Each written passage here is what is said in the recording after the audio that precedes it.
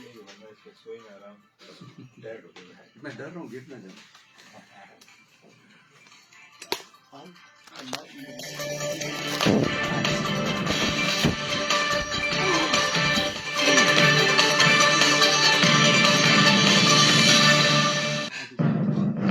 بسم اللہ الرحمن الرحیم. السلام علیکم دوستوں, ساتھیوں, پیارے سامعین, خوش آمدید. آپ کیسے ہیں جی؟ خیریت سے جی؟ میں ہوں ملک ارشد اور ریڈیو عباسین سے لائیو نشریات لے کے آپ کی خدمت پہ حاضر جی, اور پروگرام لے کے حاضر ہے جناب پی سی ڈبلیو آر کا.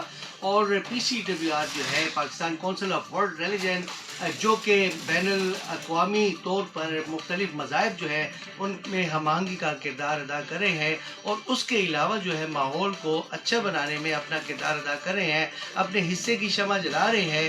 اور جناب بات ایسی ہے کہ آج بھی ہم نے یہ بات کرنی ہے کہ موسم کو کیسے اچھا کرنا ہے, ماحول کو کیسے اچھا کرنا ہے. آج ہمارے ساتھ معزز مہمانان گرامی موجود ہیں, اور ہمارے ساتھ پہلی جو معزز ہستی موجود ہے قاری روح اللہ مدنی صاحب ہیں, جو کہ چیئرمین ہیں Pakistan council of world religion کے, اور آپ جیسے کہ جانتے ہیں جانی پہچانی مالی شخصیت ہیں, اور سابقہ مذہبی امور کے صوبائی وزیر بھی رہ چکے ہیں. ان کے ساتھ ہمارے ساتھ بشپ ڈاکٹر فلک شیر صاحب موجود ہیں, اور یہ بھی جو ہے جی جناب عالی ایکٹیوسٹ ہے, اور ان کا تعلق جو ہے کرسچینٹی کے ساتھ ہے, کرسچینٹی کو ریپرزینٹ کر رہے ہیں. ان کے ساتھ جو ہے تو ڈاکٹر زیغم حسن صاحب موجود ہیں, اور جن سے ہم بات کریں گے موسم کے حوالے سے, اور یہ ایک سائنٹسٹ ہے, سائنس سے ان کا تعلق ہے جناب, اور ان سے بھی ہم بات کریں گے اور ان سے ان کی رائے پوچھیں گے. تو میں سب سے پہلے ان دوستوں کو خوش آمدید کہتا ہوں جی. السلام علیکم جی, آپ سب کو خوش آمدید. آپ سب کا شکریہ کہ آپ نے اپنا قیمتی وقت نکالا اور ایک خاص موضوع پہ بات کرنے کے لیے آپ تشریف لے کے آئے ہیں. تو سب سے پہلے میں قاری روح اللہ مدنی صاحب سے جو ہے تو شروع کروں گا. قاری صاحب یہ بتائیے کہ ماحول کی بہتری انسانوں کی بہتری کے لیے کیوں ضروری ہے؟ بسم اللہ الرحمن الرحیم. شکریہ ملک صاحب. دیکھیے, ماحول کسی خاص چیز کا نام نہیں ہے جی, بلکہ ہمارے ارد گرد جو کچھ ہے یہ سب ماحول ہے. جی, یہی اس کا عربی زبان میں معنی بھی ہے. اچھا, جی ہاں. اب یہ دیکھیں کہ ہمارے ارد گرد جو کچھ ہے تو اس سے لازماً ہم متاثر ہوں گے, ضرور, یا ہم متاثر کریں گے یا ہمیں ضرور, جی. تو اس وجہ سے چونکہ انسان تو ایک فرد ہے, جی, لیکن ہمارے آس پاس جو کچھ ہے دوسرے انسان ہیں, اس میں ہوا ہے, روشنی ہے, پانی ہے, آگ ہے, گرمی ہے, سردی ہے, یہ ساری چیزیں جو ہے یہ اس ماحول کا حصہ ہیں. بالکل. اب اگر یہ ساری چیزیں صحت مند ہوں گی تو بیچ میں انسان ہے تو وہ بھی صحت مند ہوگا. بالکل. اس کی ذہنی صحت ٹھیک ہوگی, اس کی جسمانی صحت ٹھیک ہوگی, اس کی بینائی ٹھیک ہوگی, اس کے جو ہے نا اس کی سماعت جو ہے وہ ٹھیک ہوگی. آج کل آپ دیکھ رہے ہیں یہ جو ہے نا ہم سمجھتے ہیں کہ ماحول کا تعلق جو ہے تو صرف گرمی سردی سے ہے, جی, لیکن ایسا نہیں ہے. وہ تو ایک ماحول کا ایک حصہ ہے. ہم جیسا کہ میں نے عرض کیا کہ ہماری سماعت بھی بہت متاثر ہوتی ہے. آپ بازاروں میں نکل جائیں تو بے انتہا شور. جی, بالکل ہے. جی ہاں. اب یہ شور جو ہے اس عام طور پہ لوگ اس کو ماحول کا حصہ نہیں سمجھتے, لیکن یہ ایک منفی ماحول کا ایک حصہ ضرور ہے. اور اس سے انسان کی سماعت جو ہے وہ متاثر ہوتی ہے. پھر اب جس شخص کی سماعت جو ہے وہ جو اس شور کے ماحول میں رہتا ہو جو شخص, تو اس کی یہ عادت پڑ جاتی کہ پھر وہ اونچی آواز سے بولتا ہے. بالکل, یہ بات بڑی اچھی کی آپ نے. جی ہاں. اور جب اونچی آواز سے بولے گا تو اس کے گلے کے اوپر, اس کے سینے کے اوپر یہ اثرات پڑتے ہیں. بالکل. تو اس وجہ سے میں سمجھتا ہوں کہ ماحول جو ہے یہ انسان کو یعنی ایک ایک حصے کو, ایک ایک عضو کو جو ہے متاثر کرتا ہے. اس لیے ہمیں جو ہے اس معاملے میں بہت زیادہ محتاط ہونے چاہیے اور اس کی بہتری کے لیے کام کرنا چاہیے. بہت خوب جی, آپ نے بڑا ہی زبردست طریقے سے, میں سمجھتا ہوں کہ دریا کو پوجے میں آپ نے بند کر دیا جی. ہمارے ساتھ بشپ ڈاکٹر فلک شیر صاحب موجود ہیں. ڈاکٹر صاحب آپ سے یہ میں پوچھنا چاہوں گا کہ یہ بتائیے کہ ماحول دوستی جو ہے اور یہ مذہب جو ہے, ان دونوں میں کیا کو ریلیشن شپ ہے آپس میں, ایک یہ بتائیں. اور یہ بتائیے جی کہ کرسچینٹی کے حوالے سے آپ اس کی جو ہے تو کس طرح سے تبلیغ کرتے ہیں, کس طرح لوگوں تک میسج پہنچاتے ہیں کہ ماحول دوست ماحول کو بنانا چاہیے. بسم الرحیم الرحمن الرحیم.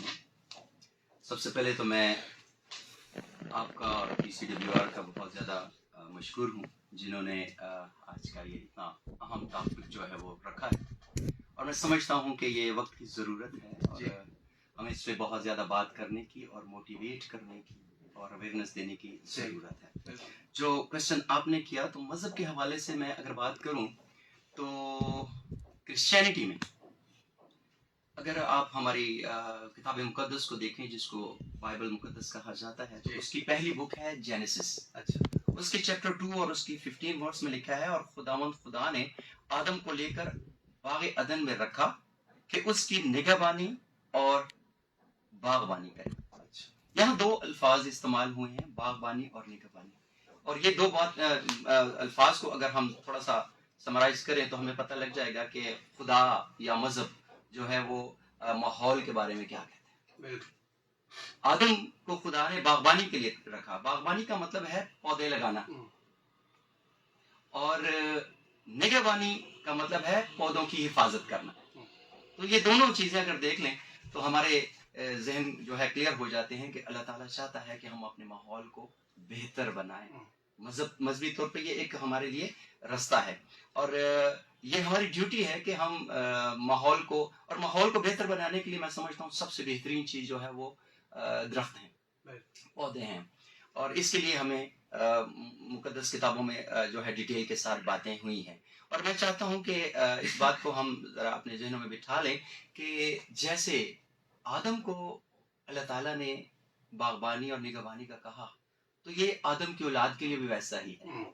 ہم جو آدم کی اولاد ہیں ہمیں بھی اسی طرح ماحول کو بہتر بنانے کے لیے پودے لگانے بھی ہیں اور ان کی نگہبانی بھی کرنی ہے. زبردست جی. دوسری بات جو آپ نے کہا کہ ہم کیسے اس کو، میں سمجھتا ہوں کہ جو ریلیجیس لیڈر جو ہوتے ہیں، مذہبی لیڈر جو ہوتے ہیں، یہ بہت اچھے طریقے سے اس بات کو جو ہے قوم تک، عوام تک پہنچا سکتے ہیں، کیونکہ جب وہ ممبر پہ کھڑے ہوتے ہیں تو جو وہ کہتے ہیں لوگ اس کو سنتے ہیں اور زیادہ سے زیادہ اس پر عمل کرنے کی کوشش کرتے ہیں. تو اگر ہم ماحول کو بہتر کرنا چاہتے ہیں تو میں سمجھتا ہوں کہ ہم جو مذہبی لیڈرز ہیں ان کو بہت کام کرنے کی ضرورت ہے. بہت خوب جی. آپ کے جو ہے تو اپنا نقطۂ نظر پیش کیا، پر ایک سائنسدان کا جو ہے تو نقطۂ نظر جاننا چاہتے ہیں. ہمارے ساتھ جی پروفیسر ڈاکٹر زید حسن صاحب موجود ہیں، اور یہ جو ہے جناب علی زولوجی یہ پڑھاتے ہیں ڈاکٹر صاحب آپ. تو یہ بتائیے گا جی کہ ایک سائنسدان جو ہے تو ماحول کی بہتری کے لیے کیا کر سکتا ہے، اور خاص طور پہ وہ بندہ جو پروفیسر ہو، اسٹوڈنٹس کو پڑھاتا بھی ہو، تو کیسے آپ ایک طرح سے تبلیغ کر سکتے ہیں اور کیا کیا اقدامات اٹھاتے ہیں؟ شکریہ، آپ نے بڑی اچھی بات کی. اور ایک سائنٹسٹ جو ہے وہ ماحول کی حفاظت کے لیے بنیادی طور پہ یہ سائنٹسٹ کا ہی کام ہے کہ انہوں نے یہ بات جانی ہے سب سے پہلے کہ یہ ماحول آہستہ آہستہ تباہی کی طرف جا رہا ہے اور ہم اس کو خراب کرتے جا رہے ہیں مسلسل. یہ 1970 کے بعد سے یہ بات لوگوں نے محسوس کرنا شروع کی پوری دنیا میں کہ ماحول خراب ہو رہا ہے. پھر اس کے بعد ایک چیز جس کو ہم کہتے ہیں گلوبل وارمنگ، پوری دنیا میں موسم تبدیل ہو رہے ہیں، گرمی بڑھ رہی ہے، سمندروں میں طوفان آ رہے ہیں، سونامیز آ رہے ہیں، سیلاب آ رہے ہیں.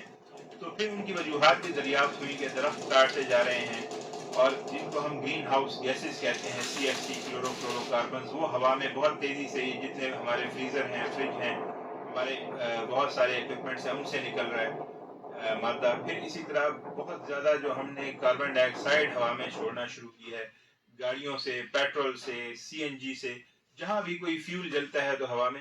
تو یہ ساری چیزیں مل کے اس کو، جس کو اردو میں ہم عالمی گرماؤ کہتے ہیں اور انگریزی میں گلوبل وارمنگ کہتے ہیں، تو یہ ساری چیزیں سائنسدانوں نے دریافت کی. اور اب الحمدللہ اتنی اویئرنیس ہے اس کے بارے میں کہ چھوٹے بچوں کو جو اسکول میں ہیں وہاں بھی یہ سیلیبس میں شامل ہو چکی ہیں باتیں.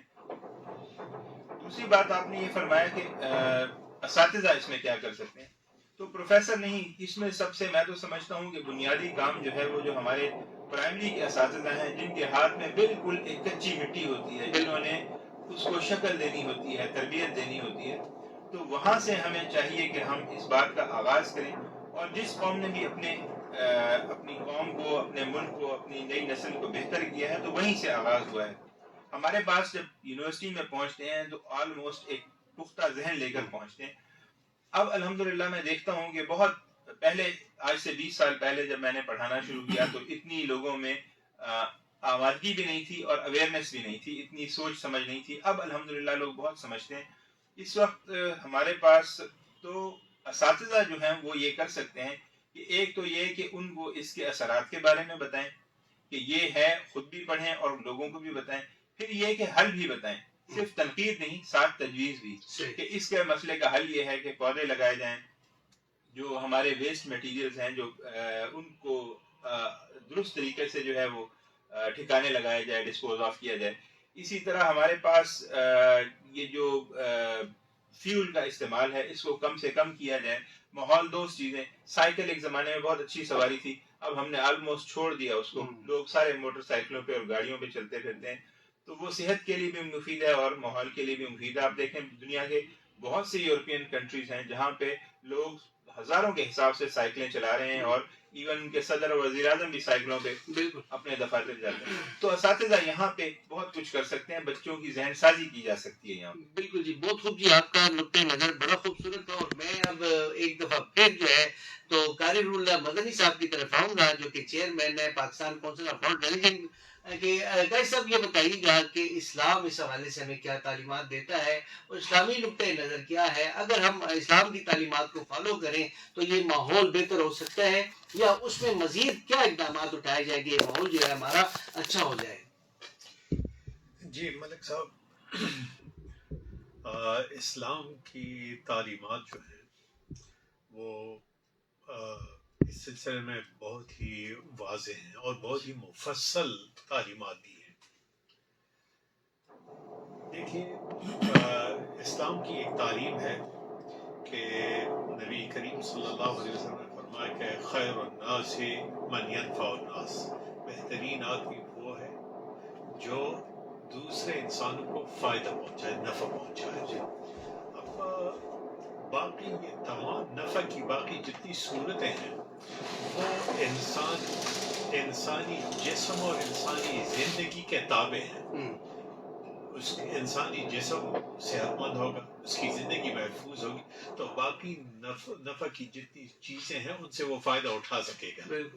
لیکن اگر یہ چیز محفوظ نہیں ہے تو باقی ساری چیزیں بے معنی ہیں.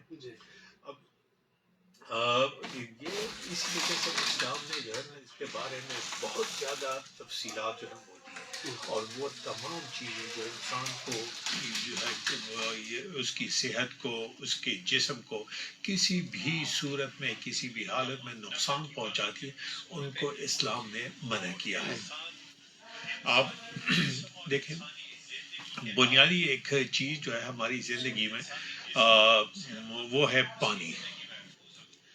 پانی جو ہے وہ زندگی کی اساس ہے. بالکل پانی موجود نہ ہو تو نہ انسان، نہ حیوان، نہ نباتات، کوئی چیز جو ہے وہ باقی نہیں رہ سکتی. اب اسلام نے اس کے لیے ہمیں تعلیم دی ہے، اور میرے خیال میں اگر صرف پانی کے بارے میں اسلامی تعلیمات کے اوپر بات کی جائے تو اس کے لیے بہت زیادہ وقت درکار ہوگا. بالکل ہمیں یہ حکم دیا گیا ہے کہ جو ہے نا آپ پانی میں اسراف نہ کریں، اور فرمایا کہ اگر تم میں سے کوئی شخص کسی نہر کے کنارے بیٹھ کے وضو کر رہا ہو تب بھی وہ اسراف نہ کرے.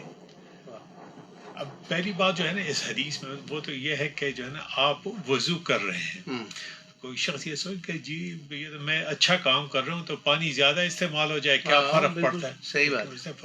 آپ بے شک اچھا کام کر رہے ہیں لیکن پانی آپ نے ضرورت کے مطابق استعمال کرنا ہے، ضرورت سے زیادہ نہیں. اچھا. دوسری بات یہ ہے کہ اسی حدیث میں یہ فرمایا کہ آپ اگر کسی نہر کے کنارے بیٹھے ہوئے وضو کر رہے ہیں تو ایک انسان کے ذہن میں یہ بات آ سکتی ہے کہ جی نہر کا پانی جو ہے یا دریا کا پانی وہ تو ویسے ہی بہہ رہا ہے، میں اس کو استعمال کروں یا نہ کروں وہ تو گزر جائے گا، تو اگر میں زیادہ استعمال کروں تو کیا فرق پڑتا ہے؟ اس میں کوئی کمی تو نہیں آئے گی. لیکن نہیں، اسلام نے تعلیم دی کہ دیکھیں اس کو آلودہ نہیں کرنا، اس کو اپنی اصل حالت کے اوپر آپ نے چھوڑا، جتنی آپ کی ضرورت ہے آپ اس کے مطابق استعمال کریں. پھر ہمیں یہ بھی حکم دیا گیا کہ آپ پانی پئیں. جی تو آپ پانی کے اس زمانے میں جو ہے نا یہ جیسے آج کل ہیں ہر بندے کے لیے الگ الگ گلاس، یہ تو نہیں تھا، بڑے بڑے وہ جام ہوتے تھے. تو فرمایا کہ تم میں سے کوئی شخص پانی والے برتن میں جو ہے وہ سانس نہ لے. اچھا جی یہ حدیث سبحان جی، کیونکہ وہ آپ پانی پیئیں گے اور ساتھ ہی اس میں سانس بھی لیں گے تو وہ پانی آلودہ ہو جائے گا. واہ کیا بات جی پھر ہمیں یہ بھی کہ حکم دیا کہ آپ جب پانی پئیں اس برتن سے تو اس میں پھونک نہ ماریں، اس سے بھی اس کے اندر آلودگی پیدا ہوگی. جی آپ فرمائیں یہ بھی فرمائیں گے کہ اب تم میں سے کوئی شخص سو کر اٹھے تو جب تک وہ ہاتھ نہ دھو لے پانی کے برتن میں ہاتھ نہ ڈالیں، واہ وہ آلودہ ہو جائے گا، ناپاک ہو جائے گا. بالکل اور اسی طریقے سے ہر چیز، یعنی آپ مثلا ایک حدیث میں فرمائے کہ آپ نظفوا افنیتکم، کہ اپنے گھروں کے جو صحن ہے، میدان ہے، ان کو صاف رکھا کرو. اچھا جی تو گھر کے اندر بھی صفائی اور پھر گھر کے باہر بھی. پھر یہ کائنات جو بنی ہے وہ آپ کہتے ہیں کہ 4 عناصر ہیں، ہوا ہے، مٹی ہے، پانی ہے، آگ ہے، اور ان میں سے ہر ایک کے بارے میں شریعتیں ہمیں ہدایات دی ہیں. نبی کریم صلی اللہ علیہ وسلم نے ہمیں یہ بتایا کہ رات کو سونے سے پہلے آپ لوگ آگ بجھا دیا کریں. ممکن ہے کوئی جو ہے نا حیوان، کوئی جاندار چیز جو ہے اس میں وہ حرکت کرے، اسے آگ لگ جائے. تو اس آج کل کے آپ دیکھ رہے ہیں کہ لوگ سو جاتے ہیں، خصوصاً سردی کے موسم میں ہیٹر آن چھوڑ دیتے ہیں. جی ہاں، کئی جگہ پہ سلنڈر بلاسٹ کر جاتا ہے. تو مالی نقصان بھی ہوتا ہے، جانی نقصان بھی. تو اس کے بارے میں اسلام نے ہدایات دی ہیں. ہوا کے بارے میں ہدایات ہیں کہ جی آپ اپنے گھر کی دیوار اتنی اونچی نہ کریں کہ دوسرے شخص کے لیے تازہ ہوا جو ہے وہ بند ہو جائے. کیا بات ہے جی. ایک جو ہے نا ایک قانون ہے. بالکل بالکل. آپ بے شک اپنا گھر بنائیں لیکن ساتھ ہی گھر کا جو اس کا بھی خیال رکھیں. تو یہ اور اس قسم کی بے شمار ہدایات ہیں. تو میں سمجھتا ہوں کہ ان ہدایات یعنی وہ اسلام کا ایک بہت بڑا حصہ ہے. عبادتیں تو صرف چند ہیں، نماز ہے، روزہ ہے، حج، زکوٰۃ ہے، باقی تو ساری جو ہے نا وہی چیزیں جو میری اور آپ کی روزمرہ کی زندگی کی ضروریات ہیں. انسانوں کی بھلائی کے لیے یہ ایک طرح کا کوڈ آف کنڈکٹ ہے اور ہمیں رولز اور قوانین بتائے گئے ہیں. جی ساتھیو، آپ سن رہے ہیں اس وقت جناب پروگرام ماحول دوست دنیا، اور میں ہوں ملک ارشد، اور میرے ساتھ موجود ہیں قاری رول اللہ مدنی صاحب، بشپ فلک شیر صاحب، ڈاکٹر زیغم حسن صاحب، اور یہ پروگرام اسپانسر کرنے والے ہیں PCWR، Pakistan council of world religion. اور بشپ صاحب آپ سے یہ میں سوال کروں گا کہ ہم دیکھتے ہیں کہ یہ جتنی بھی زمین ہے نا پاکستان کے حوالے سے، یا ہم اپنے پشاور کے حوالے سے دیکھیں، پہلے ہم GT روڈ پہ جاتے تھے، دونوں طرف باغات نظر آتے تھے، کوہاٹ روڈ کی طرف، چرسدہ روڈ کی طرف، یعنی مختلف جگہ پہ، ادھر یونیورسٹی روڈ کی طرف. تو یہ جو ہے کہ زرعی زمینیں بہت زیادہ تھیں. اب ہم لوگ جو ہیں تو اتنے لالچی ہو گئے ہیں، یا بس خالی منڈین ورلڈلی بینیفٹس جو ہیں ان کی خاطر جو ہے تو وہ کمرشل پلازے اور اتنا کچھ ہو گیا ہے کہ وہ زرعی زمین نہیں ہے. تو یہ بتائیے گا کہ یہ زرعی زمین ختم ہونے سے بھی نقصان پڑ رہا ہے، یہ بلڈنگیں درختوں کی وجہ پلازے اگ رہے ہیں، تو اس کا نقصان ماحول پہ کیا پڑے گا؟ ماحول پہ اس کا سب سے بڑا نقصان تو یہ ہے کہ ظاہر سی بات ہے کہ انسان کو سانس لینے کے لیے جو ہے سب سے ضروری چیز آکسیجن ہے، اور آکسیجن ہمیں ملتی ہے درختوں اور پودوں سے. اور جب درخت اور پودے ہی کم ہوتے چلے جائیں تو ظاہر سی بات ہے کہ زندگی مشکل ہو جائے گی. صحیح بات. اور جیسا کہ رولہ مدنی صاحب نے فرمایا کہ پانی کی بڑی اہمیت ہے. تقریباً 60% آف آور باڈی جو ہے یہ پانی پہ ڈیپینڈ کرتی ہے. بالکل ٹھیک ہے. سو جو بات آپ نے کہی کہ پہلے درخت تھے اور اب زرعی زمینیں کم ہو رہی ہیں، تو اس کی جو بہت سب سے بڑی وجہ جو میری سمجھ میں آتی ہے وہ بڑھتی ہوئی آبادی ہے. ہم کوئی پلان نہیں کر رہے، دنیا یعنی انسان یا کھانے والے وہ بڑھتے چلے جا رہے ہیں، اور ان کی ضرورتوں کو پورا کرنے کے لیے ہمیں آٹومیٹکلی درخت کاٹنے پڑتے ہیں، زرعی زمینوں کو جو ہے وہ یوز کرنا پڑتا ہے. لیکن چونکہ مافیا ہے ایک हर तरह का माफिया है। सो अब लोग ज्यादा हैं तो उनको रहने के लिए जगह चाहिए, घर चाहिए, तो ऑटोमेटिकली वो जो ज़राई ज़मीनें थी वहाँ घर बन रहे हैं, बिल्डिंग्स बन रही हैं। सो अब सोचा ये जाता है कि चलें जी ये ज़मीन बेच देते हैं, इस पे या इसके ऊपर एक प्लाजा बना देते हैं, घर बना लेते हैं, इसको रेंट पे देते हैं, पैसे आएंगे और इसी पैसों से हम किसी और से खरीद के खा लेंगे। तो इस तरह ये ज़मीन जो है कम होते होते अब काफी ज्यादा कम हो रही है। जी और तो माहौल पे बहुत बुरा असर, बहुत बुरा असर इसलिए पड़ रहा है कि मैंने आपको बताया कि ऑक्सीजन हमें नहीं मिल रहा। अभी थोड़े दिन पहले, बल्कि अभी भी इस मुसीबत से हम गुजर रहे हैं कि कोरोना जो है बड़ा उसने अफेक्ट किया है, और उसके लिए हमें जो चाहिए था वो था ऑक्सीजन। बिल्कुल। और वो फिर हमें मिल नहीं रहा था, शॉर्टेज हो गई। बिल्कुल। ठीक है, माहौल में था नहीं कुछ, तो हमारी जो माहौल की आलूदगी है, इंडस्ट्रियल जो वेस्ट मटेरियल है उसकी वजह से, पॉल्यूशन की वजह से माहौल में ऑक्सीजन की कमी है। ऊपर से हमने दरख्त पौधे कम कर दिए, जो हमें ऑक्सीजन दे रहे थे वो सोर्स हमारा ख़त्म हो गया।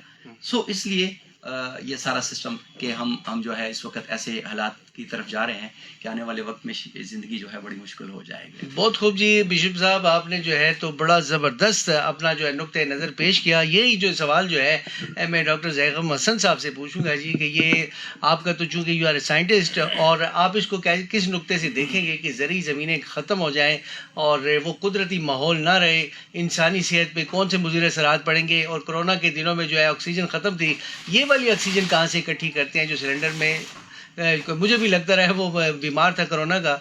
तो ये बताइएगा कि ये क्या प्रोसेस है, और इससे ये जो है तो इंसान के लिए ऑक्सीजन बहुत ज़्यादा ज़रूरी है, पौधे ख़त्म होने क्या बनेगा हमारा? ये बिशप साहब ने बड़ी अच्छी बात की कि ज़मीनें, हम ज़रूरी ज़मीनों के ऊपर आपने भी कहा कि अब रेत पत्थर के बजरी के जंगल उगा रहे हैं और जंगल काट रहे हैं, ज़रूरी ज़मीनें, तो ऑक्सीजन भी कम हो रही है। बल्कि अगर आप साथ देखें तो पहले शहरों के बिल्कुल साथ ज़रूरी ज़मीनें थीं, सब्जियां आती थीं, फल आते थे, लेकिन अब वो सब्जियां और फल हम तक पहुंचने में बहुत वक्त भी लगता है क्योंकि दूर दराज इलाकों में उग रहे हैं, बासी होकर भी आते हैं, उनको ट्रांसपोर्ट में भी एक्स्ट्रा टाइम लगता है, तो जाहिर है फिर वो ना ताजगी होती है उनमें और कीमत भी ज़्यादा होती है। फिर इसी वास्ते बड़े शहरों में सब लोग परेशान हैं, ओहो देखें जी कीमतें बढ़ गई हैं, देखो जी सब्जी इतनी महंगी हो गई है। तो ये सारे मामलात सिर्फ ऑक्सीजन की नहीं है, बल्कि ये पूरा एक हमारा माशी चक्कर है जो ख़राब हो गया, जिसमें हमें अब ज़्यादा पेमेंट करना पड़ती है, चीज़ों के लिए ज़्यादा खर्च करना पड़ता है। इसी तरह जब हम ज़रूरी ज़मीनों को तब्दील करते हैं घरों में और बिल्डिंग्स में और उसमें, तो हमें उसका एक इमीडिएट नुकसान ये भी है, जिस तरह आप लोगों ने कहा कि ऑक्सीजन की कमी है। दूसरा उसके साथ ये कि दरख्त लगाने के लिए जब आप उन ज़मीनों को काट रहे हैं, उन ज़मीनों पे से दरख्त काट रहे हैं और फसलें काट रहे हैं और मिट्टी पत्थर वहाँ पे उगा रहे हैं, वहाँ पे उनकी जगह घर बना रहे हैं, तो हमारे पास ये जो ऑक्सीजन, पहली बात तो जो आपने पूछी थी, वो हम हवा से ऑक्सीजन नहीं लेते जो सिलेंडरों में आती है, ये केमिकल प्रोसेस के थ्रू बनती है और वहाँ पे बनती है। लेकिन बहरहाल वो केमिकल्स भी जाहिर है कहीं ना कहीं तो काम करते हैं, उनमें ऑक्सीजन रिलीज होती है। ऑक्सीजन यही हवा वाली है। अच्छा, वो पहले कुदरती अमल के जरिए उन धातों के साथ मिलती है, हम उस धात से अलग करके उसको जमा कर लेते हैं। तो अब कुदरत ने उसको बनाने में बहुत वक्त लगाया, सालों लगते हैं उसमें, और हम उससे 2 मिनट में एक्सट्रैक्ट करके सिलेंडरों में भर लेते हैं। तो ये कोरोना में हम सब ने देख लिया कि इस ऑक्सीजन के बगैर हम जिंदा नहीं रह सकते। सही बात है। इसी तरह खुराक के बगैर हम जिंदा नहीं रह सकते, ताज़ा फलों के और सब्जियों के बगैर जिंदा नहीं रह सकते। अभी परसों चौथे की बात है, मैं एक प्रैक्टिकल लेने के लिए गया, मेरा कॉलेज था सुपीरियर साइंस कॉलेज जहाँ से मैं पढ़ा था। ये 1985 से 88 की बात है कि मैंने वहाँ से ग्रेजुएशन की थी। वहाँ आसपास बेतहाशा दूर दूर तक बागात थे, अलूचे के बागात थे, खुबानी के बागात थे, हम लौकाट के बागात थे, हम उसमें से खाया करते थे, स्टूडेंट थे।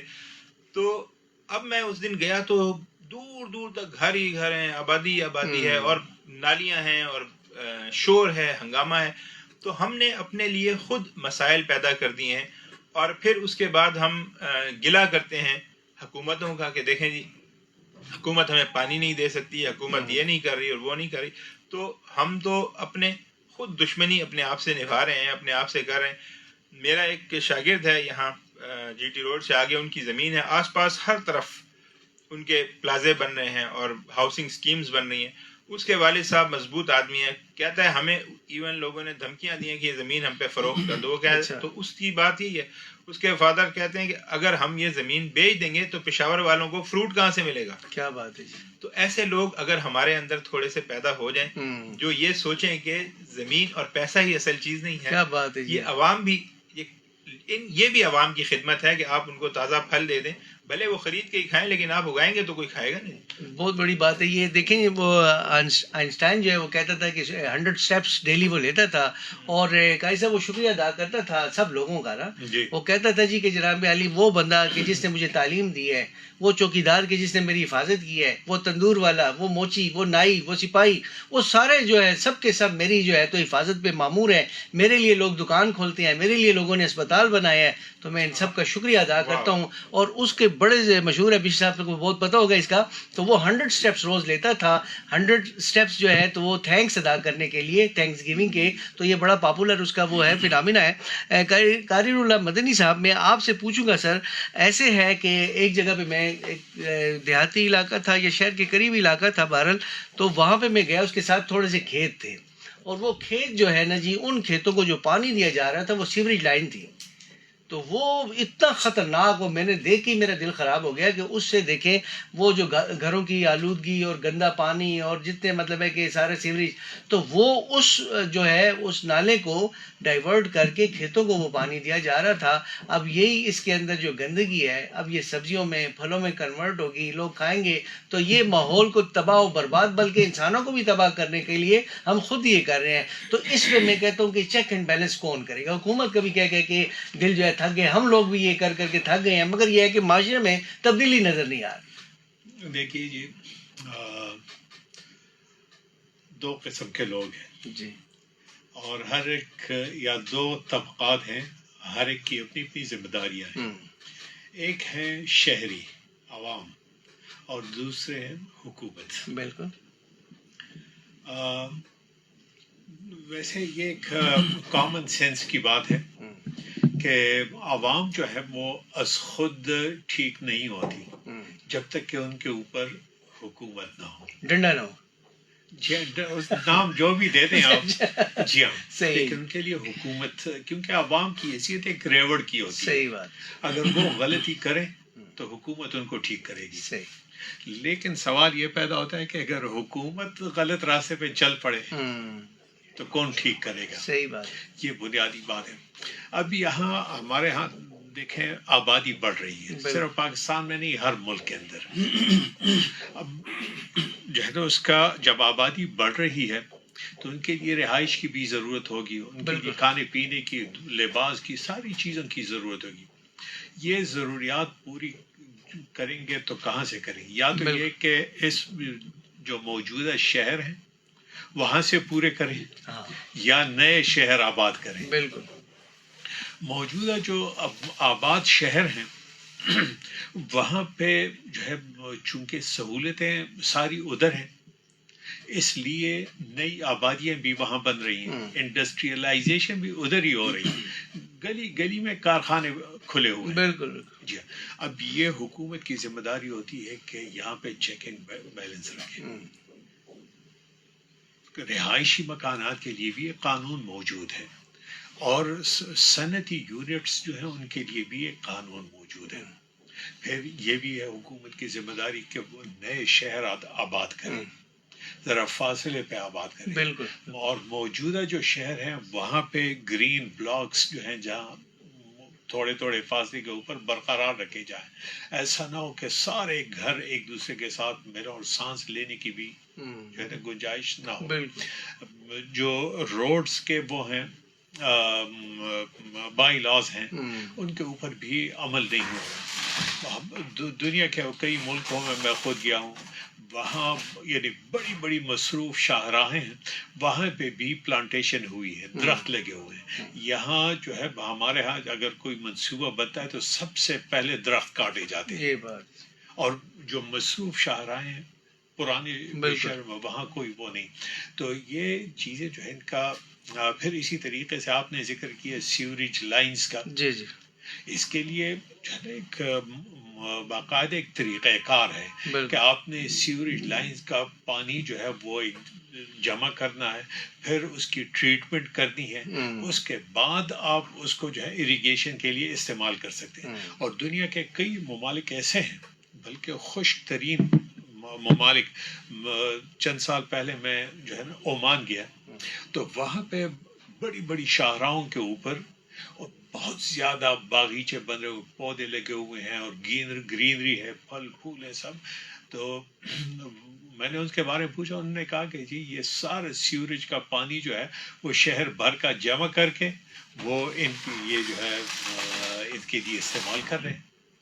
لیکن ہم یہاں جو ہے نا ایک تو اس کی جب اس کی ٹریٹمنٹ نہیں ہوتی تو اس سے ظاہر بدبو وغیرہ پھیلے گی، فصلوں کے اوپر جو ہے وہ اور سبزیوں کے اوپر ان کے اثرات ہوں گے، اور پھر جو ہے وہ دوسرے نقصانات، صحت کی بیماریاں بھی پیدا ہوتی ہیں. سیوریج کے ساتھ ساتھ ایک اور چیز جو ہے وہ فرٹیلائزرز کا تحاشا استعمال، اسپرے وغیرہ جو ہیں ان کی وجہ سے یہ ساری چیزیں جو ہیں وہ اب عوام کے کرنے کی نہیں ہے. عوام کو آپ گائیڈ کر سکتے ہیں، ان کی رہنمائی کر سکتے ہیں، لیکن ان جو قوانین ہیں ان کو نافذ کرنا یہ حکومت کی ذمہ داری ہے. کیا بات ہے جی، آپ نے بڑا ہی اچھی بات کی ہے کہ یہ قوانین جو ہے ان کو سخت کرنا چاہیے اور گورنمنٹ جو ہے ایکٹیو ہونی چاہیے. یہ بتائیے جناب علی کہ اب بشپ صاحب یہ بتائیے، قاری صاحب نے کہا کہ یہ جو باتیں ہیں یہ گورنمنٹ کے کرنے کی ہے، عوام کے کرنے کی نہیں. یہ بتائیں کہ عوام کے کرنے کا کیا کام ہے؟ عوام اپنے حصے کی شمع کیسے جلائے یا اپنے حصے کا پودا لگائے؟ کیا کرے عوام؟ جو ایک عام آدمی جس کو کہ اپنے یہ جو ہے تو کمائی وہ پوری نہیں کر سکتا، آج کل جو ہے تو مہنگائی اتنی زیادہ ہو گئی تو وہ کہاں پھرے اور کہاں پودے لگائے؟ آپ ایک آسان سا ایسا حل بتائیں کہ ایک عام آدمی بھی اس میں اپنا کنٹریبیوشن جو ہے تو ڈال سکے. بڑا زبردست کوشچن، اور میں سمجھتا ہوں کہ جو اس کا جواب دوں گا وہ شارٹ ہے. اچھا، مائنڈ سیٹ چینج کریں. کیا بات ہے، زبردست. انسان کو مائنڈ سیٹ چینج کرنے کی ضرورت ہے، مجھے اور آپ. وہ کہ بہت سارے کام حکومت کے ہیں لیکن بنیادی کام میرا اور آپ کا ہے. جی، اگر میں یہ ذمہ داری ایکسیپٹ کر لوں کہ میں نے اپنے مائنڈ سیٹ کو بہتر کرنا ہے اور ہر وہ چیز جو کہ نہیں کرنی اور میں کر رہا ہوں سب سے پہلے اس کو ترک کرنے کی ضرورت. میں یہاں پہ دوبارہ ایک بائبل مقدس کی ورس آپ کو دینا چاہتا ہوں. بائبل مقدس میں یعقوب کا خط ہے اور اس کا چیپٹر نمبر 4 17 ورس ہے. اس میں لکھا ہے، پس اگر کوئی شخص نیکی کرنا جانتا ہے اور نہیں کرتا تو یہ اس کے لیے گناہ ہے. میں سمجھتا ہوں یہ نیکی ہر بندہ کر سکتا ہے. اگر میں 50 روپے کا درخت نہیں لگا سکتا تو میں 5 لوگوں کو اکٹھا کر کے 50 روپے جمع کر کے ایک درخت لگوا سکتا ہوں. زبردست، کیا اچھی بات کی. تو یہ نیکی ہے اگر ہم کریں تو. دوسری بات یہ ہے کہ کیا ہمیشہ ہم دوسرے کی انگلی پکڑ کے چلیں گے؟ کیا ہمیں نیک اور بد کی پہچان نہیں، اچھے اور برے کی پہچان نہیں؟ میں سمجھتا ہوں آج کا جو دور ہے یہ ایسا دور ہے کہ اس میں کوئی بھی کسی کے فلسفے کو ایکسیپٹ ہی نہیں کرتا. وہ کہتا میں ہی پروفیسر ہوں. بالکل یہی ہے. تو جب نیکی اور بدی کی بات آتی ہے، اچھائی اور برائی کی آتی ہے، وہاں ہم کیوں اپنے آپ کو لے مین بنا لیتے ہیں؟ وہاں کیوں ہم بھول جاتے ہیں کہ ہم تو کہتے ہیں کہ ہم دوسروں سے بہتر ہیں؟ تو ہمیں چاہیے کہ ہم سب سے پہلے اپنے مائنڈ سیٹ کو بہتر کریں اور اپنے گھر سے، اپنے ذہن سے، اپنی ذات سے شروع کریں. اب میں گھر کا جو کچرا ہے 2 قدم دور جا کے جہاں پہ وہ کنٹینر پڑا ہے وہاں ڈال سکتا ہوں، لیکن میں نہیں ڈالتا اور میں نالی میں جو گھر کے باہر نالی ہے اس میں پھینک دیتا ہوں. تو اس میں حکومت کیا کرے؟ بالکل، یہ تو میرا اپنا مائنڈ سیٹ ہے جو میں نہیں کر پا رہا. سب سے پہلے مجھے اپنے آپ کو ٹھیک کرنا ہے، اور اگر میں سمجھتا ہوں ہر بندہ اپنے آپ کو ٹھیک کر لے تو ہم بہت کچھ کر سکتے ہیں اور سب کچھ ٹھیک ہو سکتا ہے. بشپ صاحب کیا خوبصورت بات آپ نے کی ہے. بجائے اس کے کہ ہم دوسروں کو کہیں تو اپنے حصے کی شمع جلائیں، اپنے آپ کو ٹھیک کریں. پروفیسر ڈاکٹر ذیقام حسن صاحب، میں آپ سے یہ پوچھوں گا جی کہ جہاں پہ ہم یہ شکوہ کرتے ہیں کہ مطلب شہروں میں آبادی بڑھ رہی ہے اور موسم خراب ہو رہا ہے, ماحول دوست جو ہے تو وہ نہیں رہا سب کچھ. میں دوسری طرف یہ دیکھتا ہوں پشاور کا جو مال روڈ جو ہے اس پہ پرانے 100 سال پرانے درخت جو ہیں جو انگریز کے دور میں پلانٹ کیے گئے تھے وہ ابھی بھی موجود ہیں. تو اس طرح سے یہی جو ہے ایگزامپل مجھے ایک یاد ہے, تقریباً 2000 کی بات تھی, 2003 4 5 ایسے کچھ تھا. تو یہاں پہ ایک وہ تھا کہ سڑک کو بڑا کرنے کے لیے گورنمنٹ ایک ڈیسیجن لیا تھا, مگر ایک تنظیم تھی وہ سامنے آئی اور انہوں نے یہاں پہ پروٹیسٹ کیا اور پھر یہ درخت نہیں کاٹے گئے, روک لیا. تو اس طرح سے لوگوں کی ایسی تنظیمیں بھی ہونی چاہیے, ایسا پریشر گروپ بھی ہونا چاہیے, انٹلیکچوئلز ہونے چاہیے, وہ اصحاب کاف ہونے چاہیے جو کہ جیسے ہم بیٹھے ہوئے سوچ رہے ہیں مل کے, ایسے لوگوں کو کیسے موٹیویٹ کریں, کیسے سامنے لے کے آئیں. اور میں سمجھتا ہوں کہ آپ کے پاس جو ایک میڈیم ہے جو یونیورسٹی میں پڑھاتے ہیں تو ان بچوں کو سائنس کی تعلیم دینے کے ساتھ ساتھ جو ہے تو اس حوالے سے بھی آگے لایا جا سکتا ہے. جی بالکل آپ نے درست فرمایا, اور اس پہ بہت کام ہو بھی رہا ہے الحمدللہ. ایسا نہیں ہے کہ ہم لوگ غافل بیٹھے ہوئے ہیں. الحمدللہ جتنی پشاور یونیورسٹی کا تو مجھے پتہ ہے دیگر یونیورسٹیوں میں بھی ہوگا, ایک چیز ہے جس کو ہم کمیونٹی سروس پروگرام کہتے ہیں. پہلے اس کو سوشل ورک کہا کرتے تھے, ہر کالج میں ہوتا تھا. تو ہم اسٹوڈنٹس کو اس بات پہ یہ ان کے کورس کا حصہ ہو گیا ہے اب کہ کم از کم 4 سال میں 90 گھنٹے کا ان کو سوشل ورک کرنا ہے, لوگوں کی خدمت کا کام کرنا ہے. تو اس میں ہم نے ایسے گروپ بھی بنائے ہیں جو پلانٹیشن کرتے ہیں, پودے لگاتے ہیں. اور پھر ہمارا ایک اور اہم بات ہے, جس طرح ابھی آپ نے بات کی, انگریز کے زمانے میں یہ بڑی اچھی بات تھی کہ وہ اس جگہ پہ اس علاقے کے درخت لگاتا تھا. آپ دیکھیں پرانا درخت شیشم کا ہوگا, پیپل کا ہوگا, برگ, یہ سارے جو ہمارے اپنے درخت تھے. اب ہمیں ایک عجیب سی عادت پڑ گئی ہے کہ ہم باہر سے منگوا کے درخت لگاتے ہیں. ایروکیریا لگا دیا, نہ اس کا سایہ ہے نہ پھل ہے, کیئر اس کی بہت زیادہ ہے. سردی میں اس کو ڈھک کے رکھو, گرمی میں چھپا کے رکھو ورنہ جل جائے, کیونکہ وہ تو آسٹریلیا سے آیا ہوا ہے, وہ تو یہاں کا رہنے والا نہیں ہے. تو وہ اب ہم ایسے درخت لگا رہے ہیں جو ہمارے اپنے نہیں ہیں. تو بقائن لگائیں, چیڑ لگائیں, یہ شیشم لگائیں, برگد لگائیں, پیپل لگائیں. تو ہمارے یہاں ایک اب ہم نے یہ کام بھی کیا ہے, اسٹوڈنٹس کو اس بات پہ بھی اویئر کرنا شروع کیا ہے کہ بھائی اپنے جن کو ہم انڈیجنس کہتے ہیں, لوکل سپیشیز لگانا شروع کریں. جی.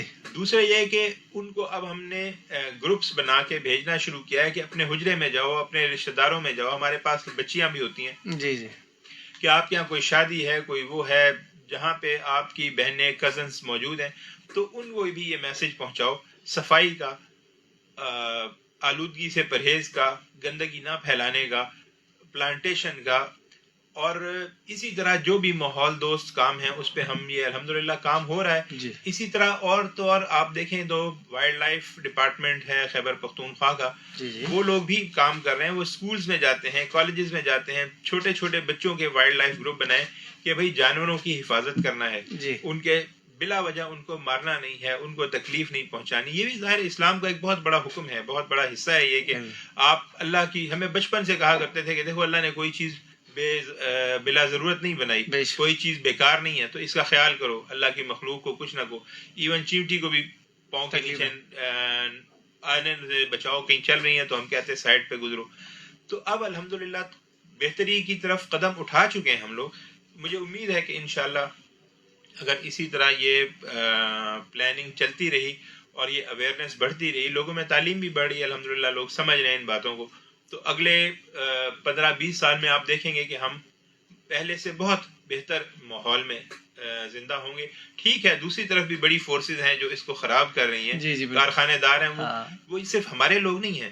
آپ یہ دیکھیں کہ امریکہ نے سب سے زیادہ اس وقت جو پولوشن دنیا میں پھیلا رہا ہے وہ امریکہ ہے. بالکل. اور انہوں نے جو معاہدہ کیا تھا کہ ہم 11% گرین ہاؤس گیسز کو کم کریں گے, یہ پچھلی حکومت میں وہ اس معاہدے سے واپس ہو گئے. انہوں نے کہا نہیں جی ہم نہیں کر سکتے, ہماری انڈسٹری خراب ہوتی ہے. اچھا.